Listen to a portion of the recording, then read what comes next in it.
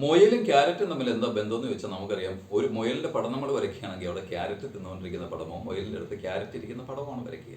മാത്രമല്ല മുയലിനെ ഓർമ്മ വരുമ്പോൾ നമുക്ക് ഓർമ്മ വരുന്ന ക്യാരറ്റാണ്. സത്യത്തിൽ മുയലും ക്യാരറ്റും തമ്മിൽ ഒരു ബന്ധവും ഇല്ല എന്ന് മാത്രമല്ല ഒരു കുന്തവും ഇല്ല. കാരണം മുയലിന് ഇഷ്ടമില്ലാത്തൊരു ആഹാരമാണ് ക്യാരറ്റ്. പിന്നെ എങ്ങനെയാണ് ഇത് വന്നതെന്ന് ചോദിച്ചാൽ, വിഖ്യാതമായ ഒരു കാർട്ടൂൺ കഥാപാത്രം ഉണ്ടായിരുന്നു, ബഗ്സ് ബണ്ണി എന്ന് പറയുന്നത്. ആ ബഗ്സ് ബണ്ണി എന്ന് പറയുന്ന കാർട്ടൂൺ കഥാപാത്രവും ഇറ്റ് ഹാപ്പൻഡ് വൺ നൈറ്റ് എന്ന് പറയുന്ന ഒരു സിനിമയും ഉണ്ടായിരുന്നു, ഹോളിവുഡ് ചിത്രം. ഈ ഒരു ചിത്രവും ഒരു കാർട്ടൂൺ കഥാപാത്രവുമാണ് മുയലിനെ ക്യാരറ്റുമായിട്ട് അടുപ്പിച്ചത്. യഥാർത്ഥത്തിൽ മുയലിന് ക്യാരറ്റ് കൊടുക്കരുതെന്ന് royalty society for the prevention of cruelty to animals എന്ന് പറയുന്ന ഒരു വിഖ്യാത സംഘടനയുണ്ട്. ആ സംഘടന നിയമം തന്നെ ഉണ്ടാക്കിയിട്ടുണ്ട്. അതായത് മുയലിന്റെ പല്ലിന് കേട് വരുമത്രേ ക്യാരറ്റ് തിന്നാൽ. യഥാർത്ഥത്തിൽ വനത്തിൽ താമസിക്കുന്ന മുയലുകളൊന്നും തന്നെ വനത്തിൽ നിന്ന് സ്വതവേ ക്യാരറ്റ് കഴിക്കാറില്ല. അപ്പോൾ പുല്ലും മറ്റുള്ള ചില ഫ്രൂട്ട്സും മാത്രമേ കഴിക്കാറുള്ളൂ എന്നുള്ളതാണ് സത്യം. ക്യാരറ്റും മുയലും തമ്മിൽ ഒരു ബന്ധവും